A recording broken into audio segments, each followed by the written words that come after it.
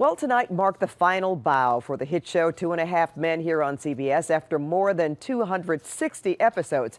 And there were quite a few cameos in the finale.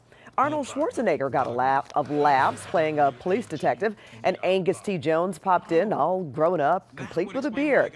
As for the biggest star anticipation of the night, Charlie Sheen never showed up, but an animated version of his character did. We'll explain why in just a moment. But first, I spoke with the stars and creator about the hit show's rise through the dark days and how it all ended on a high note. For 12 seasons, Two and a Half Men has ruled the airwaves here on CBS 2, pushing the envelope of comedy. I never wanted to do a show where the husband would turn to the wife on the living room couch after watching the show and go, "Well, that was amusing. That was very clever." Spontaneous. I wanted spontaneous, out loud laughter. The man behind those snappy lines is also the man behind other hits on CBS. Mom, Mike and Molly, and TV's #1 comedy, The Big Bang Theory. Chuck Lorre. But for Lorre, Two and a Half Men is where it all began, here inside Stage 26 on the Warner Brothers lot, officially now known as the Two and a Half Men stage. We kind of stumbled our way into finding our voice, and the voice was edgy. The attempt was never to shock people. The goal was always to make people laugh, and period, end of story. But it's a story that wasn't always funny. In 2011, there was a very public firing of original cast member Charlie Sheen. Because you judged me, you condemned me, you discarded me.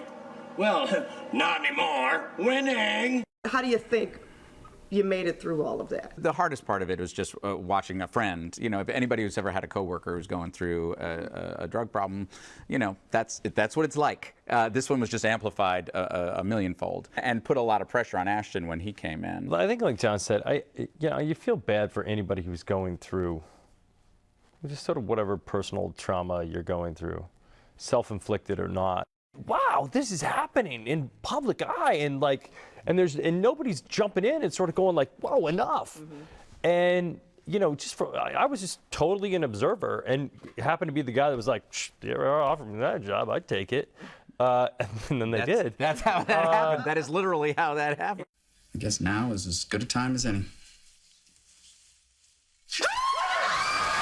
The show, able to pick up the pieces and carry on, thriving in a new creative direction. Both of our characters were deeply flawed in the relationship thing, and the idea was that we would try to help each other, but not be very good at it. And I think we've done that. And on the final curtain call for Two and a Half Men, the legacy Chuck Lorre hopes to leave behind can go back to the show's original vision, the impact two very different men can have on raising a child. You're always pulling a little bit from your life, but then this show has also been about wish fulfillment. In the beginning, we were very cognizant of the fact that everybody wanted to be Charlie, but we were all Alan. Well said. After tonight's show, Chuck Lorre put up his quick vanity card to explain why Charlie Sheen didn't make an appearance. He said he offered Sheen a role where he would, quote, walk up to the front door in the last scene, then turn, look directly into the camera, and go off on a maniacal rant about the dangers of drug abuse. Then we would drop a piano on him. We thought it was funny. He didn't. And you can read the full message on cbsla.com. Just click Scene on TV.